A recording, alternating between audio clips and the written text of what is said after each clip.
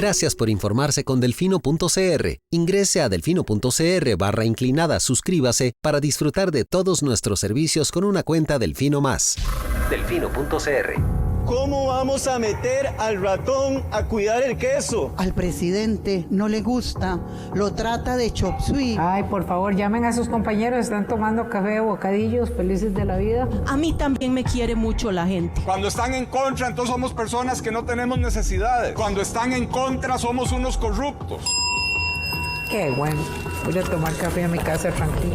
Parece un espíritu chocarrero, perdón. Esta nueva Asamblea Legislativa, incluyéndome por supuesto, será otra decepción más para la ciudadanía.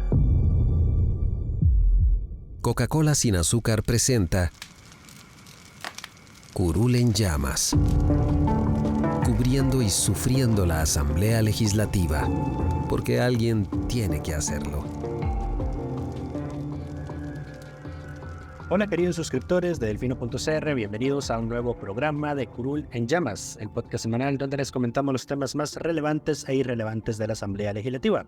Les saluda Luis Madrigal desde el 23 de junio del 2023, como siempre en compañía de...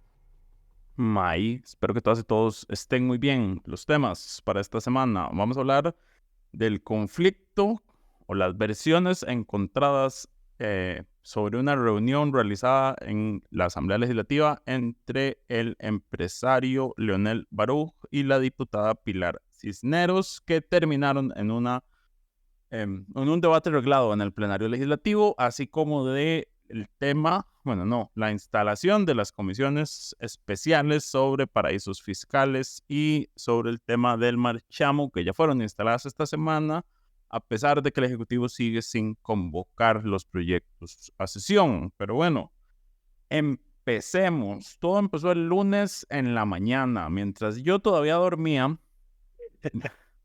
en la Asamblea Legislativa estaban ya la Comisión de Financiamiento de Partidos Políticos en entrevista, en comparecencia al empresario Leonel Baruch. ¿Por qué lo mandaron a llamar? Bueno, primero que nada, aclaremos, esto fue una moción del Frente Amplio que lo mandó a llamar. Recordemos que el partido es sobre el financiamiento de las campañas de la elección anterior y el BST, del cual en el banco yo creo que Baruch no tiene ningún puesto formalmente, pero él es el presidente de la corporación BST, si no me equivoco, que es como la sombrilla del conglomerado probablemente.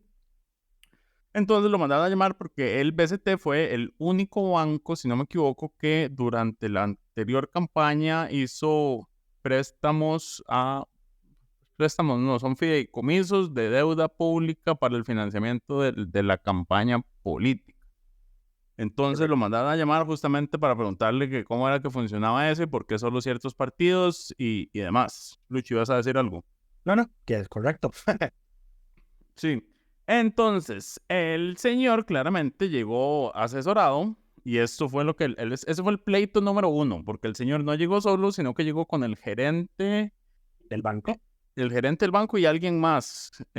El administrador de algo, Ecofin, es que eso es lo raro. Ecofin, hasta donde yo entiendo, es un organismo de la Unión Europea. No, pero es Ecofin con Y. Ajá, es el ente administrador de los fideicomisos del banco, de la corporación Banco BST. Correcto. Es el que administra, en este caso, los fideicomisos con el que se financian las campañas políticas.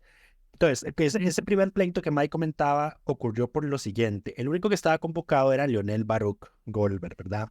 Como ya dijo Mike, presidente de la corporación de la corporación BST y de la junta directiva del diario digital crhoy.com.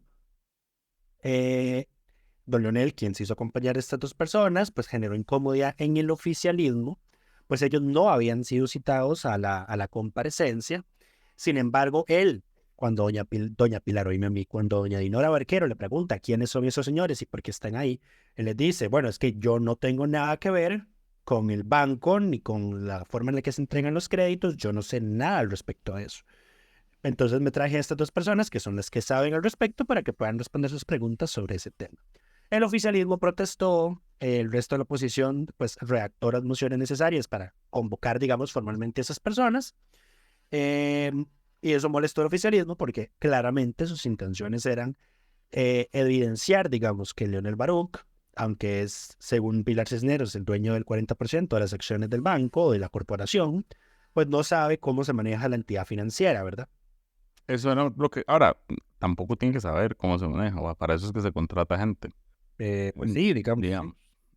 Más allá Digamos, sí, eso demuestra en realidad, a ver, que iba a ser un interrogatorio, digamos, guiado por la mala fe y con el fin de, pues, dejar en mal parado al Señor. No es que sea santo de nuestra devoción, sin embargo, yo creo que cualquier persona medianamente inteligente sabe muy bien que así no es como se maneja la banca, ¿verdad? En todo caso, a lo largo de la comparecencia quedó evidenciado que los diputados del oficialismo desconocen aspectos básicos del funcionamiento de la banca estatal, perdón, de la banca, digamos, nacional, tanto pública como privada, pero eso lo vamos a comentar un poquito más adelante. Entonces, a pesar de las protestas del oficialismo de que esos dos señores pues acudieran, Servicios Técnicos consideró que en atención del principio de economía procesal, o sea, no había necesidad de hacerlos perder el tiempo con preguntas que no se iban a responder cuando, o sea, y llamarlos a otro día, cuando ellos ya estaban ahí y estaban dispuestos a ser juramentados y a declarar bajo la fe de juramento y toda la cosa. Pues bueno, las mociones se aprobaron. La del gerente del banco tuvo, me parece, una de las dos mociones se aprobó por unanimidad, es decir, con el voto de doña Ada Acuña, que es la representante del oficialismo que ahora tiene voto en esa comisión. La otra no se aprobó por unanimidad, ella votó en contra. Pero bueno, ¿qué ocurrió ahí? Durante ese interrogatorio, cuando empezó, que lo empezó, digamos, don Ariel Robles, más que todo, él mostró él le preguntó a don Leonel, primero que nada, si él conocía o si se había reunido con diputados del Frente Amplio, lo que don Leonel le dijo que no. Y le preguntó que si él se había reunido con algún otro diputado de la Asamblea Legislativa. Pues él le dijo que sí. Don Ariel mostró un reporte de ingresos de personas particulares en la Asamblea Legislativa con fecha del 22 de mayo. O sea, don Ariel ya se tenía esto guardadito desde hace un poquito más de un mes, un poquito menos de un mes. No era mayo, era agosto. No, pero el reporte, el reporte lo pidieron el 22 de mayo. Claro, y probablemente por esos días fue que presentaron la moción para que viniera este señor. Ajá. Ok, en ese reporte del 22 de mayo aparece que don Leonel Baruch estuvo en el despacho de doña Pilar Cisneros el 29 de agosto del 2022. Por 2 horas, algo así. En realidad esto, bueno. Bueno, sí, entró a las 10:13 de la mañana y salió a las 12:28 de la tarde. Obviamente le preguntaron de qué se trató esa reunión, y ahí fue donde don Leonel, ante una pregunta de seguimiento de don Francisco Nicolás, reveló que en esa reunión doña Pilar Cisneros le había hecho 2 solicitudes. Número 1, que CR Hoy se presentara en coadyuvancia con el gobierno en contra del recurso de amparo que habían presentado los periodistas de La Nación por el cierre intempestivo y ahora ilegal del Parque Viva.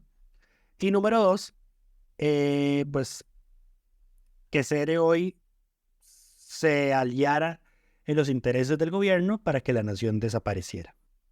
Correcto. Eso fue lo que él dijo, que fueron las dos solicitudes puntuales que doña Pilar Cisneros le hizo en esa reunión. Obviamente, doña Pilar lo negó, lo acusó en reiteradas ocasiones de no ser un caballero. Esa fue su defensa. Ahora, Pilar en el momento no niega los hechos. No, eso correcto. Cambia después. Su única respuesta es que le parecía que el señor era un caballero y claramente no. Y fue como, pero entonces estás confirmando tu versión. Ajá. Después ella aparece en un video en redes sociales negando la versión de Baruch y diciendo que ella incluso en su teléfono tenía evidencias de que eso no había sido el tema de la reunión. Uno hubiera esperado que fue como, entonces la señora grabó la reunión y está grabada. Las famosas evidencias que terminó revelando en el plenario eran únicamente comentarios después de la reunión que no hacían referencia específicamente al tema de La Nación, básicamente. Sí, efectivamente. O sea, la justificación de ella es que como Baruch no había hecho mención alguna en los WhatsApps a La Nación, el tema no se había tratado en la reunión. De nuevo, 2 cosas pueden ser ciertas sin necesidad de que sean contradictorias. Correcto. De hecho, los mensajes fue muy interesante. Obviamente, Los mensajes, nadie se enfocó en eso, digamos. Los mensajes que doña Pilar Cisneros reveló. Después, cuando hablemos del plenario, podemos hablar de los mensajes. Terminamos con la comparecencia del lunes, porque entonces claramente lo que pasa es que Baruch tira la bomba y toda la naturaleza de la sesión se enfoca en ese tema, Sí, se descarrila. en lugar del tema de financiamiento de partidos, que fue para lo que el señor en teoría estaba ahí convocado. Sí, Ahora, fueron aquí yo muy pocas preguntas las que se hicieron sobre financiamiento y partidario fueron del oficialismo, y básicamente. fueron del oficialismo. Y estaban mal planteadas. Exactamente, evidenciando Ahora, completa ignorancia. correcto. Ahora, antes de continuar con eso, quiero señalar que fue la diputada Vanessa Castro la única que dijo como, bueno, sí, este tema es importante, pero no es para eso, para lo que estamos aquí convocados. Podemos mandarlo a llamar en otro momento a este señor, Y en otra comisión. en otra comisión que se enfoque en esos temas, porque eso no tiene nada que ver con financiamiento de partidos políticos, y la señora tenía razón, digamos. Sí. El inmediatismo de tenemos esto aquí no debió haberlos desviado de ese no era el tema que estaban investigando, y al final sobre financiamiento no terminaron explicando mayor cosa, y solo el oficialismo hizo preguntas del tema. En realidad, Eran lo que es. preguntas sesgadas. A ver, el oficialismo es realmente ¿cómo decirlo? Limitado totalmente. Limitado cognitivamente.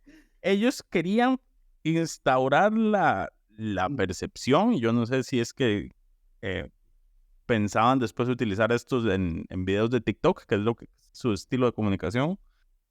Pero lo que querían instaurar era la falsa percepción de que el BCT como financia con dinero de sus depositantes, porque así es como operan los bancos, y entre esos depositantes puede haber personas extranjeras, podría haber también financiamiento de personas extranjeras a campañas de los otros partidos, porque es básicamente la tesis, o no, lo que hicieron ellos con el otro fideicomiso. Ahora hay una diferencia muy significativa entre ambos tipos de fideicomisos, el que usó el Partido Progreso Social Democrático y el que usaron los otros partidos para financiarse en campaña. De hecho, esa fue una aclaración, digamos, muy importante, o sea, casi que fue lo único útil de la comparecencia.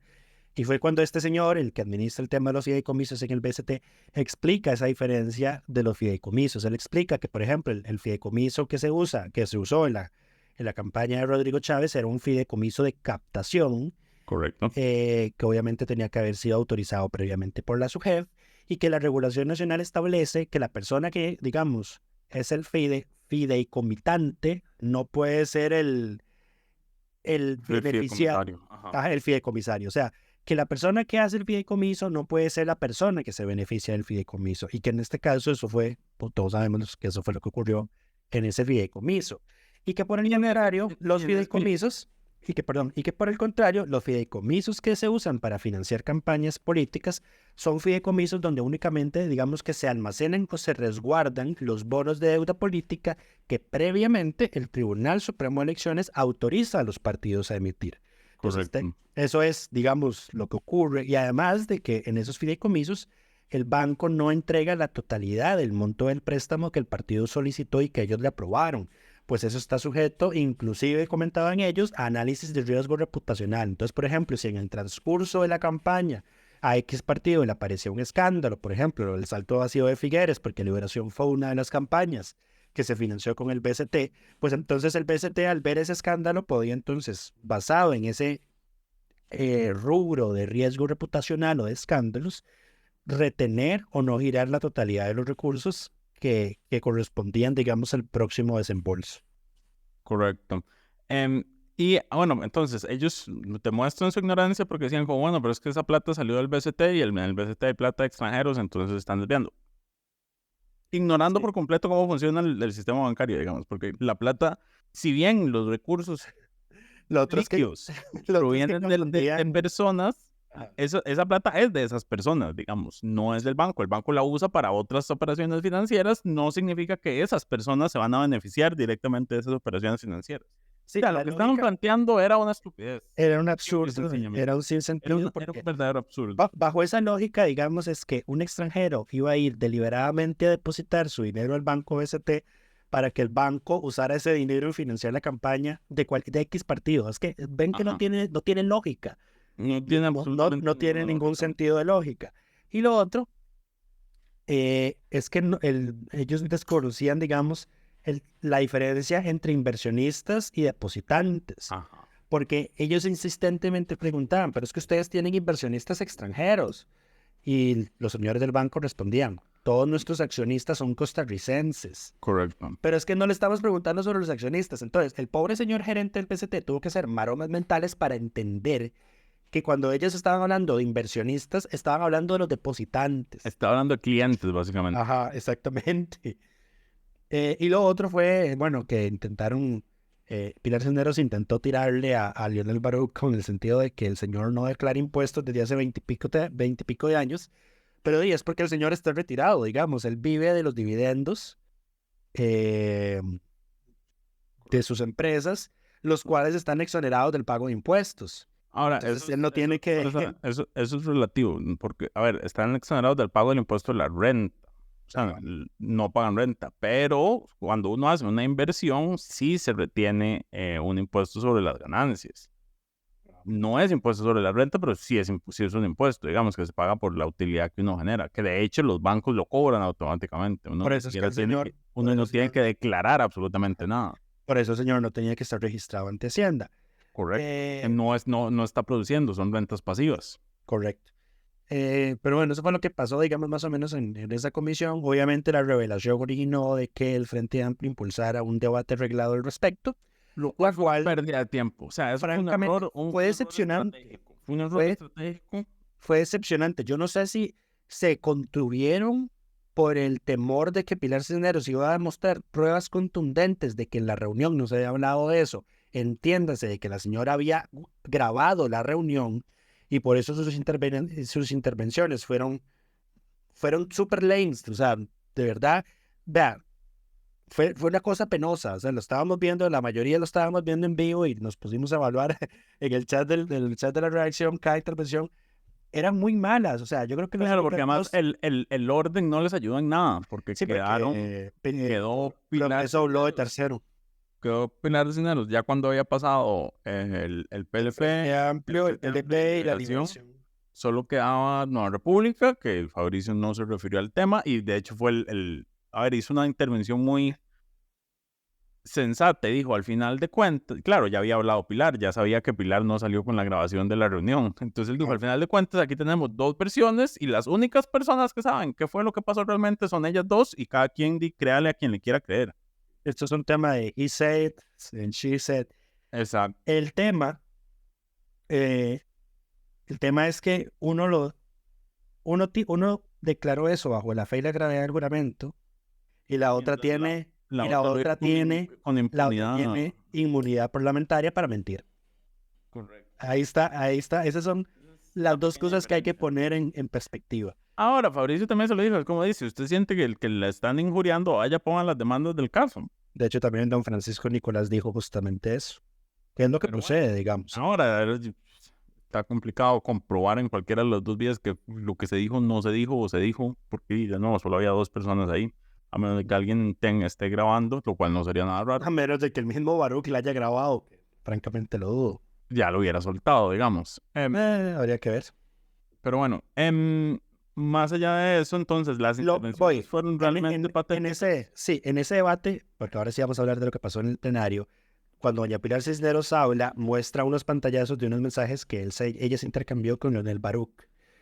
En esos pantallazos lo que se evidenció es que, bueno, ella dijo en el plenario, bueno, yo la pedí la reunión para ver si Cere hoy, pues, se moderaba en su línea editorial y pedía el fairness y toda la cosa. Y entonces en los pantallazos que muestra, uno de ellos es la señora reprochándole a Baruch, el titular de una nota de Cere Hoy, y que a los minutos, cuestión de 1 a 2 horas, el titular de la noticia había sido cambiado.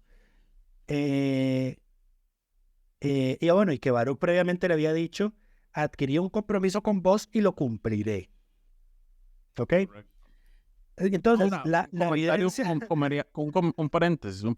El titular cambió porque tenía que cambiar porque ciertamente la habían titulado mal, digamos. Claro, claro. Sí, no, eso no está en discusión.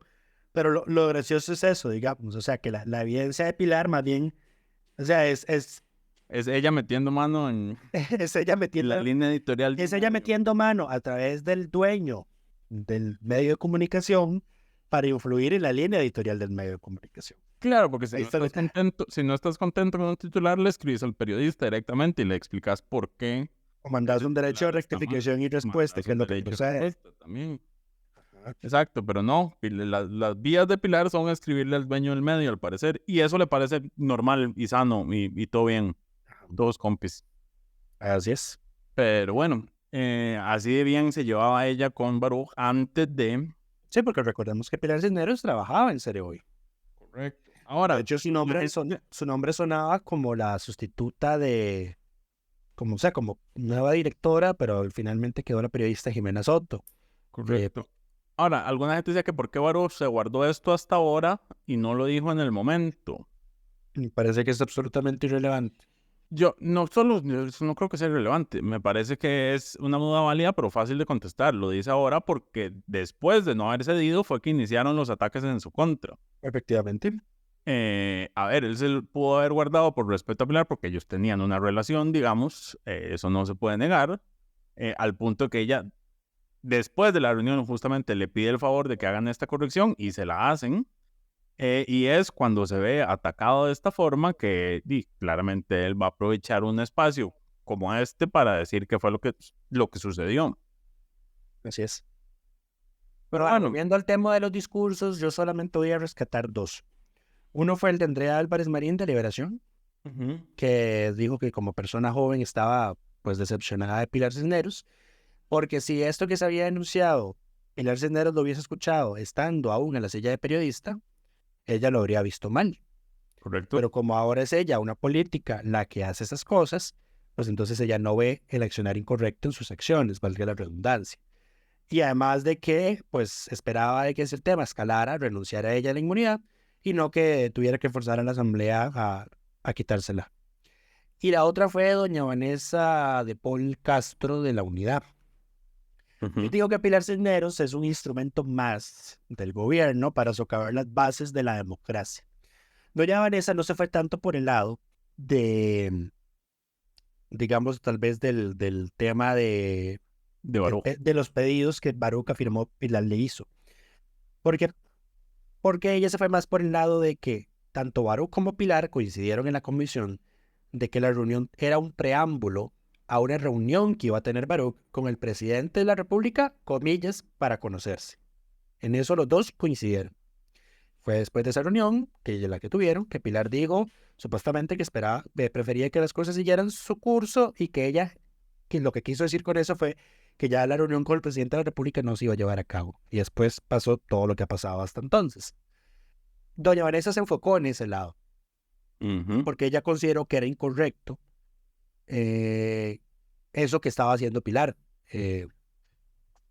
Mediar para que el dueño de un medio de comunicación se reuniera con el presidente de la República.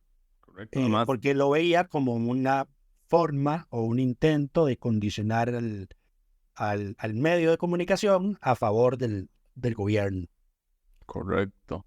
Y además dio a entender que a ella también ha recibido presiones desde el Ejecutivo en ciertos momentos. Sí, yo me imagino que tuvo detalles, digamos. Sí, detalles, pero que especulando un poquito o remontándonos a meses atrás. Recordemos que doña Vanessa Paul era la presidenta de la Comisión de Asuntos Económicos donde se tramitaban los eurobonos y que ella no estaba en la línea, digamos, no estaba alineada a las intenciones del gobierno con respecto a ese proyecto. Ella estaba del otro lado de la acera, digamos. Entonces, por ahí puede haber ocurrido. Sin embargo, efectivamente, ella no ahonda en qué fue lo que le hicieron. Después de que la Nación la pregunta, ella tampoco quiso andar en detalles. Lo único que dijo fue que tenía que reservárselo porque ella era abogada de profesión. Así que me imagino que pues algo le buscaron a quién defendía o de quién era su representante para intentar pues incomodarla desde esa vía. O algún contrato le quitaron También. como abogada. Pero bueno, ¿quién? No sabemos, no podemos especular. Bueno, no, mentira, sí podemos especular. Solo podemos especular ya que no sabemos en concreto qué fue lo que pasó. Ahora, este tema no se acaba porque recordemos, a ver, si bien no era el centro de esta discusión, todo el tema de que Baruch da a entender de que él no se alineó al Ejecutivo. Entonces entra todo el tema de, bueno, y entonces el megacaso fiscal sí era un ataque y no solo al medio de comunicación, sino también a Baruch por no ceder ante las peticiones que le hicieron, por no poner el medio a disposición, como hay muchos medios a disposición del Ejecutivo que llegan a las conferencias de prensa. Que paréntesis, esta vez fue la conferencia de esta semana fue probablemente el descaro más grande en mucho tiempo, porque incluso iban a cerrar y como no habían podido plantear una de esas preguntas sembradas que traían, que incluso venía con video, extendieron el espacio de preguntas para poder dar más espacio para llegar a lo que querían, que era pasar el video de Pilar respondiéndole a Baruch. Pero bueno, esto... No, lo peor es que el presidente no tuvo reparo alguno en decir, es que me está diciendo uno de los periodistas por mensaje, o sea... Correcto, no, si eso es... A ver, cada vez es más evidente que ahí todo está armado y montado y, a ver, eso es una farsa. Y lo peor es que el señor se enoja porque hay medios de comunicación que no vamos a esas conferencias de prensa. Correcto, pero más allá de eso, entonces el tema no ha muerto porque la próxima semana hay una nueva interpelación al ministro de Hacienda, don Noé Acosta, por el tema del megacaso y los informes que no ha presentado. Que incluso, recordemos que Baruch gana un recurso de amparo por el famoso informe que no aparece, que no le dan, y que Hacienda sigue diciendo que no ha sido notificada todavía del tema, entonces que no se lo ha dado y no va a estar listo antes de esa comparecencia. Entonces vamos a ir de nuevo a un dimes y diretes por los atrasos de la sala. Sí, y es que, bueno, ese caso... en la sala lo resolvió a inicios de junio y a pesar de que fue prácticamente un voto unánime.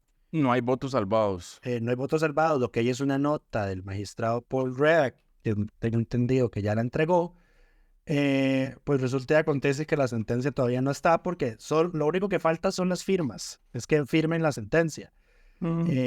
Eso estimo yo que recae en la magistrada instructora, que eres Ana Mari Garro. Conocida por sus atrasos. Sí, ya hemos hablado. Lo dicen nuestras acciones, que ya hemos hablado. Duermen en su escritorio. En este podcast, efectivamente, doña Ana Mari es la jueza redactora de ese voto y al parecer no lo ha mandado a circular, no lo ha mandado a firmar el resto de magistrados. Lamentablemente la asamblea programó la interpelación de Don Nogui para el miércoles y el voto dice que Hacienda, después de notificado, tiene 5 días para entregar el informe, así que lamentablemente yo no entiendo por qué la asamblea no se esperó a que doña Ana Mari pues se moviera con el tema de la sentencia, porque me parece a mí que el tema del informe es fundamental para la interpelación. Correcto. Porque en comunicados de prensa posterior a haber ganado el recurso de amparo, don Leonel Baruch ha hecho comentarios o acusaciones que hacen ver de que el Ministerio de Hacienda podría haberle mentido a la Sala Constitucional. Y resulta y acontece que cuando la Sala Constitucional le pide a una institución o a un funcionario un informe, lo hace bajo la fe y la gravedad del juramento. Correcto. Así que mentirle a la Sala Constitucional en este tema no es un tema menor. ¿Cuál es la supuesta mentira? Que cuando la Sala le requirió a Hacienda el informe, Hacienda le dijo, no se lo voy a dar. Eso es la que a mí primeramente me explota en la cabeza como, o sea, ¿con quién crees que estás hablando? Si la Sala te dice, me das el informe, le das el informe a la Sala.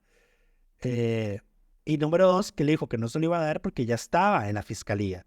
La Sala, cuando supuestamente manda a preguntarle a la fiscalía si ese documento está efectivamente en el expediente, la fiscalía le responde que no. Entonces, si ese relato de hechos es correcto y está así en la resolución, Hacienda le mintió bajo juramento a la Sala Constitucional. Correcto. Ahora, nada más un paréntesis, porque la Fiscalía no suele ser la fuente de información más confiable en cuanto que hay y que no hay en los expedientes. Recordemos varios casos recientes donde hay expedientes perdidos que después aparecen, donde se dice que hay gente que está acusada por cosas que no está acusada. A ver, la Fiscalía necesita un sistema integrado de denuncias que funcione, porque ciertamente tienden a meter las patas cuando responden a consultas sobre información. Pero es un paréntesis, digamos. Habrá que comprobar si está o no está. Pues bueno, Dino, esperemos que hoy es viernes, hoy la Sala Constitucional tiene sesiones de votación, esperemos que doña Mari para ese entonces ya haya pues hecho circular el borrador de resolución. Perdón, ¿cuál borrador de resolución? Es la resolución final. Es para que se notifique y ver si Hacienda tiene la decencia de entregar el documento antes del miércoles, que es la interpelación, que yo francamente lo dudo. Aquí no quedaría de otra que la Asamblea tuviera tal vez algún atisbo de sentido común y pospusiera la interpelación hasta que ya esté efectivamente el informe, porque recordemos que este informe se empieza a solicitar y gana, digamos, debate público, porque la interpelación primera de Don Nogui dice que sí hay un informe técnico que afirma que hubo fraude fiscal. Correcto, que ahora Hacienda dice que el informe técnico al que se refería era el informe técnico de octubre, que era el que pedía la desestimación administrativa del caso. Ajá. Pero bueno, y Hacienda sostiene que entonces la desestimación administrativa no tiene nada que ver con el expediente y que eso siempre está en el expediente. Entonces es complicado. Lo mejor sería que la interpelación se haga con ese informe en manos para saber de qué se está hablando realmente. Además, valga mencionar, lo voy a decir aquí abiertamente, yo le pedí a Hacienda ese informe y le pedí otros documentos y Hacienda me los negó citando secreto tributario. Correcto. Esto es toda una discusión y por qué el informe, la sentencia del caso de Baruch es importante. Porque yo necesito saber si la Sala Constitucional mantuvo la jurisprudencia de que el secreto tributario no aplica a la información que Hacienda genera sobre el contribuyente, sino a la que el contribuyente le da a Hacienda. Esa es la lógica y la jurisprudencia que se ha tenido a lo largo de estos últimos años. Si ese es el caso, pues yo tengo que ir a meterle un recurso de amparo por negar a Hacienda, por negarme los informes que pedí. Pero necesitamos pero necesito la completa primero. Exactamente. Pero bueno. A esto le sumo que hablando de personas e informes, el ministro del COMEX, Manuel Tovar, en la interpelación que dijo que había un informe técnico sobre las consecuencias o los impactos esperados de cerrar con CINDE, es la fecha, lo pedí desde el día que él lo dijo en la interpelación, es la fecha y no me lo han dado. El plazo vence el lunes, porque así es en este país, son 10 días hábiles, son 2 semanas naturales. Así que el martes, la primera hora, van a tener un recurso de amparo si no me mandan ese documento desde que lo pedí. Y yo estoy seguro que no se lo han dado a doña Vanessa tampoco. No se lo han dado. Ella lo ha hecho. Ahora, hablando de Vanessa, ella es nuestra diputada de la semana por los motivos previamente mencionados. Primero, por llamar al orden, a pesar de que no le hicieron caso, por llamar al orden en comisión de este no es el espacio para ese tema. Y después, por su intervención en el plenario y por denunciar al Ejecutivo y a sus tácticas y por decir las cosas como son. Pilar es una operadora más de este gobierno autoritario. Eso es lo que es. Así es. Entonces, ella es nuestra diputada de la semana. En fin, pasemos a otros temas rápidos. Y es que el miércoles en conferencia de prensa, una de las preguntas que le hicieron a la ministra de la Presidencia, que tal vez nadie lo recuerda, pero su función en teoría incluye mediar las relaciones entre el Ejecutivo y la Asamblea Legislativa. Pero perdón que me ríe. Pero bueno, le preguntaron que por qué y cuándo, que por qué no habían sido convocados y cuándo se iban a convocar los proyectos sobre los temas de paraíso fiscal de la Unión Europea y para reformar el marchamo. Esto porque el lunes de esta semana se aprobaron 2 mociones para crear 2 comisiones especiales. Una, y me encanta el golazo que metieron. La comisión es para investigar, analizar, estudiar, dictaminar y recomendar proyectos de ley, bla, bla, bla, para sacar a la Unión Europea, para sacar a Costa Rica de la lista de paraísos fiscales de la Unión Europea, pero le metieron una coletilla que dice, sin que signifique la aprobación de nuevos impuestos y mayores cargas al sector productivo costarricense. O sea, no es cualquier proyecto el que puede dictaminar esta comisión. Si trae un nuevo impuesto como tal, no cabría, digamos, entre los temas que van a salir de ahí. ¿Esto por qué lo menciono? Porque recordemos que hay 3 proyectos presentados que en teoría solucionan este problema que tiene a Costa Rica en la lista de paraísos fiscales de la Unión Europea. El presentado por Daniela Rojas del PUSC, el que presentó el jefe de la bancada del PLP, Eliezer Feinsack, y el que presentó el Ejecutivo, que es una reforma completa del impuesto sobre la renta. Correcto. Claramente esta comisión va en la línea de revisar y dictaminar los primeros 2. El del PLP, recordemos que trae un golazo porque reduce cargas fiscales, le quita el 10% del impuesto sobre la renta que tienen que pagar las empresas. El del PUSC, el que presentó Daniela, únicamente resuelve el tema de las rentas pasivas, que es el tema que nos tiene en la lista de paraísos fiscales. Ahora, el gobierno, en la conferencia de prensa, la ministra de la Presidencia, Natalia Díaz, dice como lo vamos a convocar en el momento en que las comisiones se instalen. Esto es un detalle importante porque íbamos a entrar en un círculo vicioso, pero la Asamblea nos dejó porque la Asamblea había dicho, ok, vamos a instalar cuando se convoquen los proyectos. Entonces iba a ser imposible porque no se iba a instalar hasta que se convocaran los proyectos y no se iba a convocar hasta que se instalara. Entonces yo creo que la estrategia del Ejecutivo era sostener eso ahí indefinidamente. Se dieron cuenta el mismo miércoles en la Asamblea Legislativa, creo que fue la diputada del PLP, Johanna Obando, la que pidió un receso para ponerse de acuerdo en este tema. Y ahí mismo decidieron el miércoles integrar y instalar las comisiones que quedaron de la siguiente manera. En la para sacar a Costa Rica de paraísos fiscales la va a presidir Daniela Rojas, entonces vaticinamos que es el proyecto de ella el que va a salir de ahí. Sí.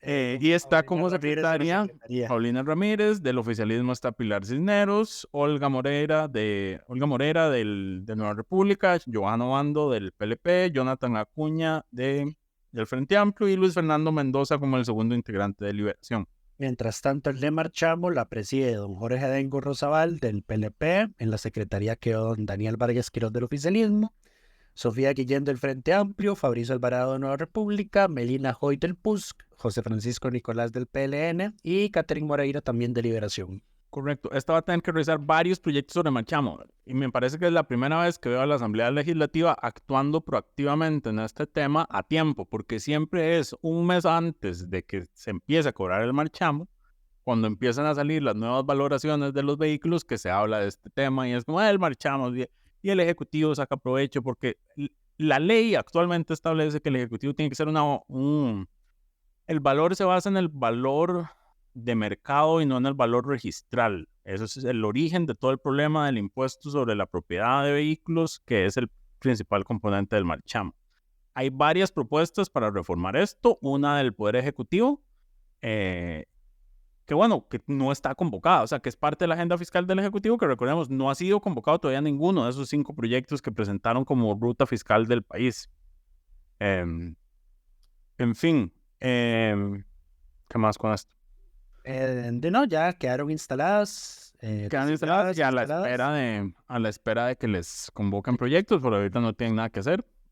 Si no me equivoco, déjenme revisar que no haya entrado hoy justamente un nuevo proyecto convocatoria. No ha entrado nada, entonces a la fecha todavía no están no están los proyectos convocados. Natalia Díaz había dicho, y esto fue lo que originó las comisiones, yo creo, y la presión de parte de la Asamblea, que hasta que no salieran del proyecto de jornadas 4.3 no iban a convocar ninguno de estos otros proyectos.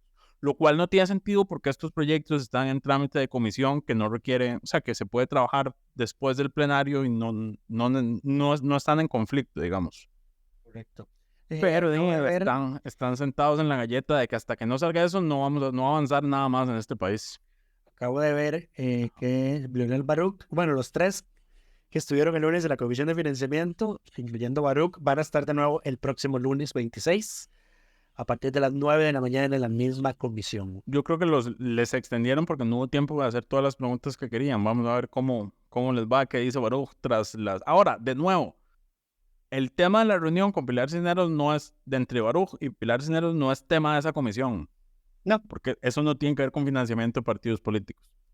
Y en otro tema, y yo esperaría que esta vez sí hablen del modelo, porque a ver, ¿qué es lo que pasa? Hay mucha gente, o sea, históricamente la principal crítica a nuestro sistema electoral pasa por la forma en que se financian los partidos políticos.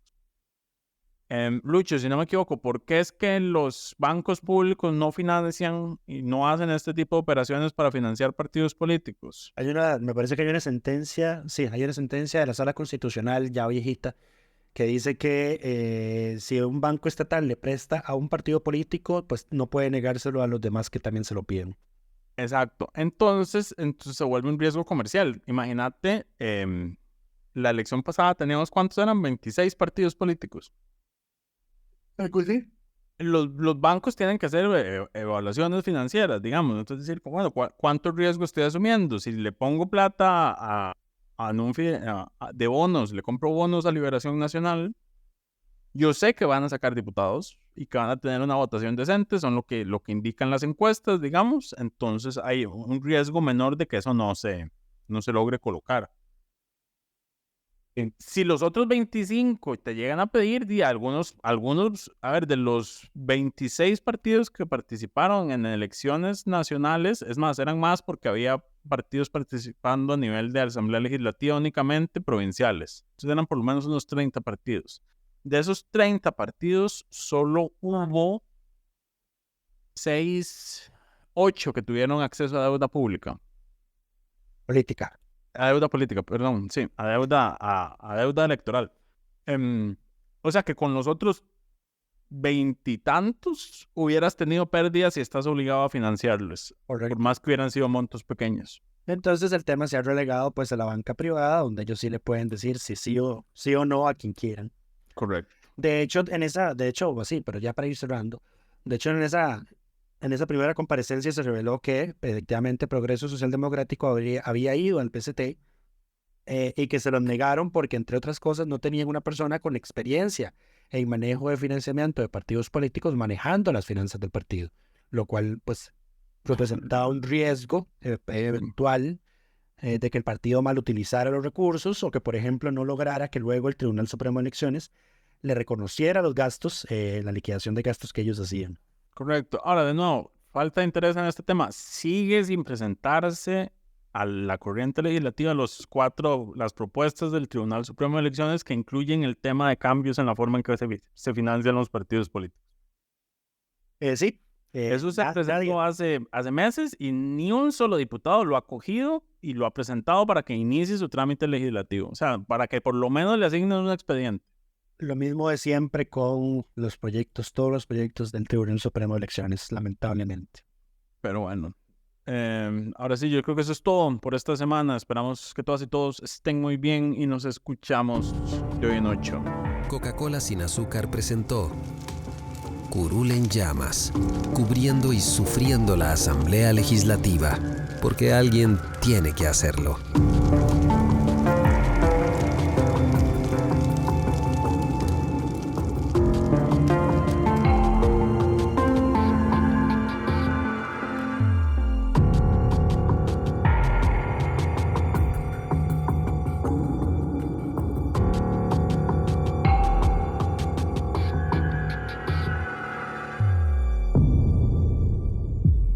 Gracias por informarse con Delfino.cr. Ingrese a Delfino.cr/inclinada, suscríbase para disfrutar de todos nuestros servicios con una cuenta Delfino Más.